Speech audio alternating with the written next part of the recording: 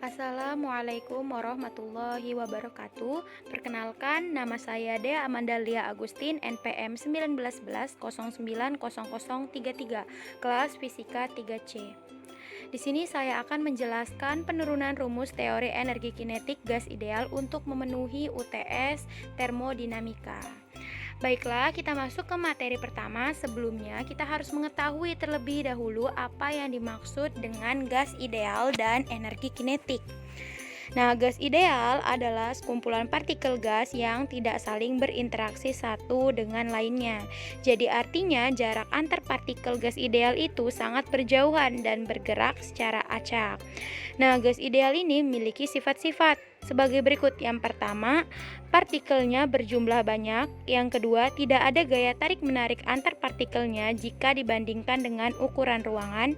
Yang ketiga, ukuran partikel gas ideal bisa diabaikan. Yang keempat, tumbukan yang terjadi antar partikel gas dan dinding ruangan merupakan tumbukan lenting sempurna. Yang kelima, partikel gas tersebar secara merata di dalam ruangan. Yang keenam, partikel gas bergerak secara acak ke segala arah. Yang ketujuh, berlaku hukum Newton tentang gerak. Dan yang ke-8, energi kinetik rata-rata molekul gas ideal sebanding dengan suhu mutlaknya. Nah, di dalam gas ideal ini juga terdapat persamaan umumnya, yaitu PV sama dengan nRT. Baik, selanjutnya yaitu energi kinetik. Apa sih energi kinetik? Jadi energi kinetik itu energi yang dimiliki oleh sebuah benda karena gerakannya. Energi kinetik sebuah benda didefinisikan sebagai usaha yang dibutuhkan untuk menggerakkan sebuah benda dengan massa tertentu dari keadaan diam hingga mencapai kecepatan tertentu. Nah, ilmuwan Yunani mengatakan bahwa setiap zat itu terdiri dari atom-atom atau molekul-molekul yang bergerak terus-menerus secara sembarang dan menghasilkan energi kinetik. Nah, persamaan umum dari energi kinetik yaitu EK sama dengan setengah mv kuadrat, di mana m ini merupakan massa dan v merupakan kecepatan. Nah, kita masuk ke teori energi kinetik gas ideal. Secara makroskopis, suhu itu dapat didefinisikan sebagai derajat panas dan dinginnya suatu benda. Jadi, jika kita ingin melihat secara lebih mikro, suhu itu dapat didefinisikan sebagai rata-rata energi kinetik yang dimiliki oleh partikel dalam suatu wadah tertentu. Nah, dapat disimpulkan bahwa suhu itu sangat erat kaitannya dengan energi kinetik. Jadi, ketika suhu gas dalam wadah tertutup itu dipanaskan, maka partikel gas dalam wadah akan bergerak lebih cepat. Nah, adanya kenaikan kecepatan itu menyebabkan energi kinetik juga semakin besar. Nah, energi kinetik gas ideal ini disebabkan oleh adanya gerakan partikel gas di dalam suatu ruangan. Gas selalu bergerak dengan kecepatan tertentu. Kecepatan inilah yang nantinya berpengaruh pada energi kinetik gas. Secara matematis, energi kinetik gas ideal dirumuskan sebagai berikut, yaitu EK sama dengan 3/2 KT atau 3/2 NKT atau 3/2 nRT.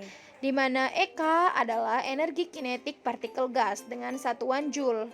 K adalah konstanta Boltzmann dengan ketetapan 1,38 kali 10⁻³ dengan satuan Joule per Kelvin. N adalah jumlah partikel gas ideal. T adalah suhu gas dengan satuan Kelvin. Dan R adalah ketetapan gas ideal dengan ketetapan 8,314 satuan J per K-mol K. Berikut penurunan rumus dari energi kinetik yang sudah saya jelaskan tadi yang di sini. Nah, untuk mencari rumus energi kinetik, kita harus mengetahui dulu tekanan gas. Nah, jadi kita misalkan terdapat sebuah ruangan berbentuk kubus seperti gambar sini. Nah, kemudian kita misalkan daerah ini terhadap sumbu X. Di sini terhadap sumbu Y dan daerah sini terhadap sumbu Z. Kemudian ukuran pada ruangan ini kita misalkan panjang sisinya yang di sini sebesar L. Nah, kemudian di dalam ruangannya ini terdapat partikel-partikel secara acak dengan kecepatan yang sama. Nah, jadi partikel-partikelnya itu bakal bergerak nantinya terhadap sumbu X, terhadap sumbu Z, dan terhadap sumbu Y. Nah, kita misalkan nih, terdapat sebuah partikel gas dengan massa M bergerak ke arah kiri dengan kecepatan min v karena kan arah kiri. Nah, kemudian partikel tersebut menumbuk dinding yang ada di bagian sini, menumbuk dinding ini, sehingga partikelnya berbalik arah dengan kecepatan v positif ya, karena dia arahnya ke kanan. Kemudian pada gambar tersebut kita tinjau dulu untuk satu partikel dengan satu suhu terhadap sumbu X. Pertama-tama kita harus ingat hubungan antara momentum dan impuls, di mana rumus impuls yaitu V dikali delta T dan rumus momentum yaitu M dikali V. Karena di sini terdapat dua partikel sehingga V2X dikurang V1X. Nah, F dikali delta T sama dengan, karena F2X dikurang V1X sehingga menghasilkan 2mV. Nah, pada persamaan ini merupakan persamaan ke-1. Kemudian partikel gas bergerak dengan kecepatan yang sama kan. Nah, berarti partikel tersebut itu mengalami gerak lurus beraturan atau GLB. Nah, dalam GLB ini untuk mencari S atau jarak yang ditempuhnya yaitu S sama dengan F dikali delta T. Nah, S ini kan merupakan jarak yang ditempuh. Nah, jarak yang ditempuh dua partikel ini sejauh L. Karena dua partikel jadinya 2L. Jadi 2L sama dengan V dikali delta T. Sehingga delta T sama dengan 2L per V. Ini merupakan persamaan yang kedua. Lalu kita substitusikan persamaan yang kedua dan ke-1. Di mana persamaan yang ke-1 tadi F dikali delta T sama dengan 2mV. Nah, delta T-nya itu kita masukin aja 2L per V kan. Pada persamaan yang kedua kita masukin sehingga F dikali 2L per V sama dengan 2M dikali V. Nah, ini duanya bisa sama-sama kita coret sehingga F dikali L sama dengan M V kuadrat. V dikali V sehingga V kuadrat. Ini juga merupakan persamaan ketiga. Kemudian kita ingat hubungan antara gaya terhadap tekanan, di mana rumus tekanan yaitu P sama dengan F per A. Nah, untuk mencari F-nya sama dengan P dikali A. Ini merupakan persamaan keempat. Selanjutnya kita substitusikan persamaan ketiga dan keempat, di mana persamaan ketiga tadi yaitu F dikali L sama dengan mV kuadrat. Nah, kita substitusikan kan dengan persamaan keempat, di mana F-nya yaitu P dikali A. Tinggal kita masukkan saja F-nya yaitu P dikali A dikali L, kita turunkan sama dengan M dikali V kuadrat.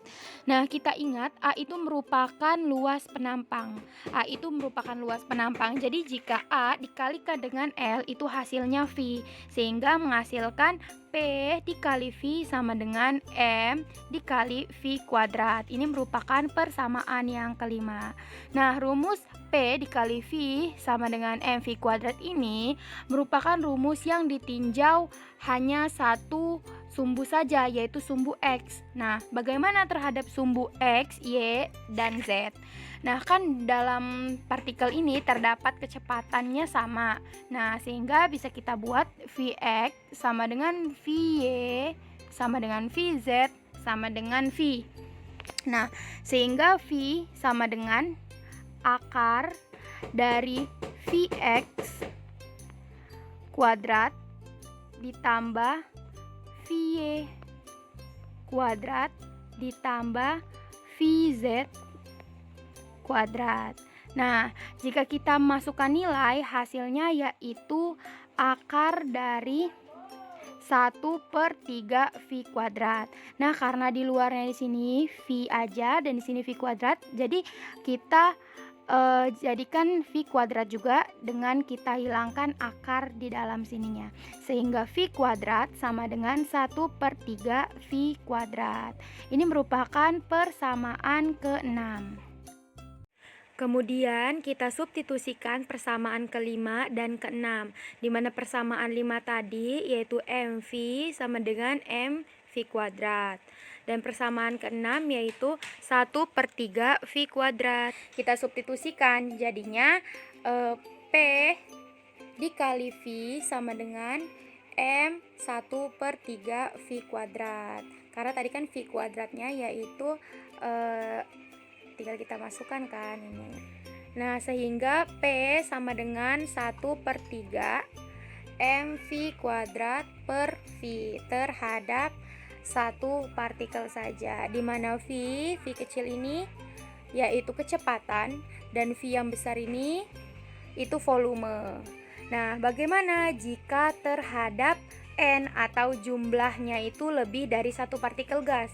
Sehingga P sama dengan 1/3, tinggal kita tambahin N-nya aja di sini, N mv kuadrat per V.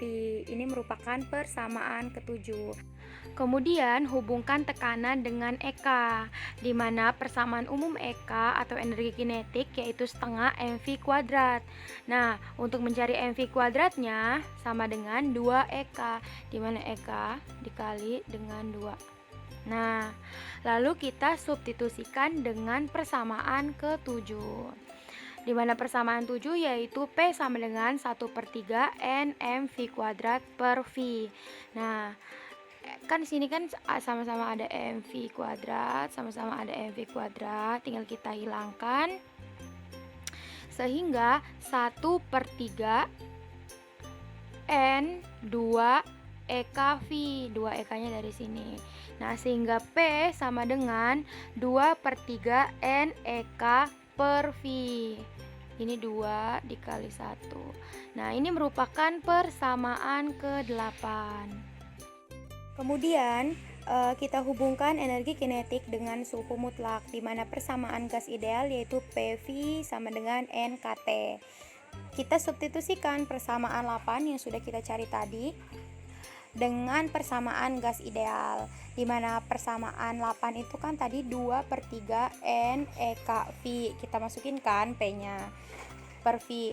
Nah, kita tinggal turunkan V-nya, lalu NKT-nya.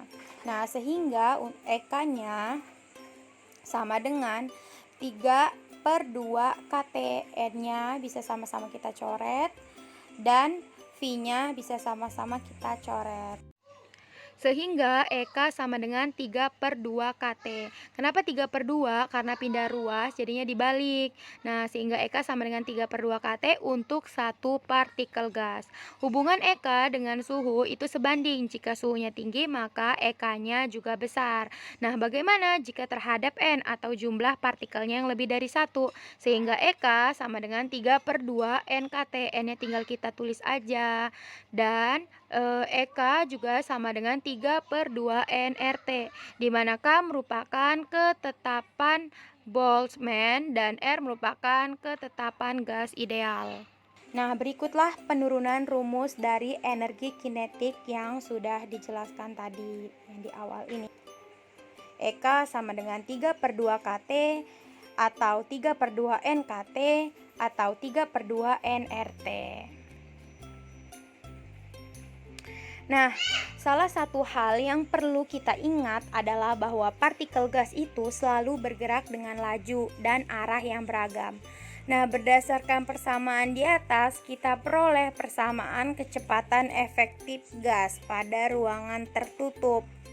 Nah, adapun persamaan kecepatannya yaitu kita substitusikan persamaan EK yang sudah kita cari tadi sebelumnya dengan EK rumus umum yang 1/2 mv kuadrat dan 3/2 nRT. Nah, kan di sini kita mau mencarinya V kuadrat yang ada di sini. Nah, karena V kuadrat kita mencari V aja, berarti akar dari 3 nRT per M. Nih kan ini M-nya. Nah, N ini merupakan jumlah partikel. Bisa kita cari N-nya sama dengan GR per MR. GR ini sama aja dengan M atau massa. Sehingga V sama dengan akar 3N itu kita ubah tadi jadi M per MR dikali RT per M massa yang di sini. Sehingga V sama dengan akar 3 RT per MR. Kita coret M-nya ini kan. Nah, jadinya akar 3 RT per MR. Baiklah, sekian yang dapat saya sampaikan. Kurang lebihnya saya mohon maaf. Semoga apa yang saya sampaikan bermanfaat. Terima kasih. Wassalamualaikum warahmatullahi wabarakatuh.